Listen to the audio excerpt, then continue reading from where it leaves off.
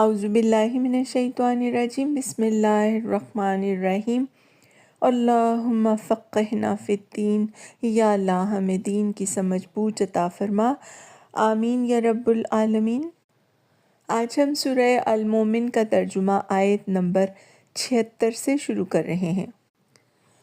اب جاؤ، جہنم کے دروازوں میں داخل ہو جاؤ، ہمیشہ تم کو وہیں رہنا ہے، بہت ہی برا ٹھکانہ ہے متکبرین کے لیے۔ پس اے نبی صلی اللہ علیہ وآلہ وسلم صبر کرو، اللہ کا وعدہ برحق ہے۔ اب خواہ ہم تمہارے سامنے ہی ان کو ان برے نتائج کا کوئی حصہ دکھا دیں جن سے ہم انہیں ڈرا رہے ہیں، یا اس سے پہلے تمہیں دنیا سے اٹھا لیں، پلٹ کر آنا تو انہیں ہماری ہی طرف ہے۔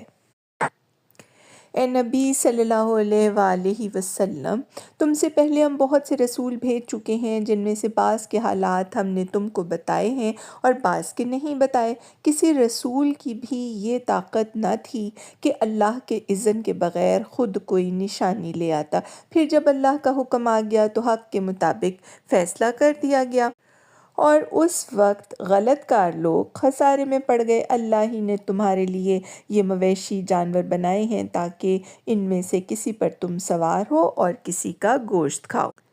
ان کے اندر تمہارے لیے اور بھی بہت سے منافع ہیں، وہ اس کام بھی آتے ہیں کہ تمہارے دلوں میں جہاں جانے کی حاجت ہو وہاں تم ان پر پہنچ سکو، ان پر بھی اور کشتیوں پر بھی تم سوار کیے جاتے ہو۔ اللہ اپنی یہ نشانیاں تمہیں دکھا رہا ہے، آخر تم اس کی کن کن نشانیوں کا انکار کرو گے؟